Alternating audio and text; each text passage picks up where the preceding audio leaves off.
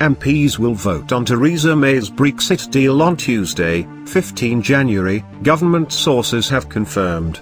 The Commons vote was called off last month by the PM, who was facing defeat, but sources have told the BBC the vote will not be delayed again. It is also understood the government will set out further reassurances on the controversial backstop. Meanwhile, more than 200 MPs have signed a letter to Theresa May, urging her to rule out a no-deal Brexit. It comes as a major exercise involving more than 100 lorries is being carried out in Kent to test out how to manage traffic queues near the Channel ports in the event of a no-deal Brexit. The PM's deal, which covers the terms of the UK's divorce and the framework of future relations with the EU, has already been agreed with EU leaders. But it needs to pass a vote by MPs before it is accepted.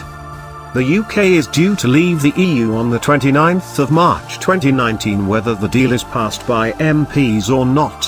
Mrs May's deal is facing opposition from many of her own MPs, as well as Labour and other opposition parties including the Remain supporting Liberal Democrats.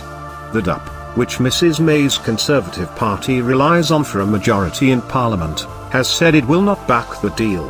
But Brexit Minister Kwasi Kwarteng dismissed suggestions that the government had accepted it would lose next week's vote and was planning on returning to Brussels. The plan is to win the vote on Tuesday, or whenever it comes, Mr Kwarteng told BBC Radio 4's Today programme. He said the week was a very long time in politics and he was very hopeful the deal would be voted through.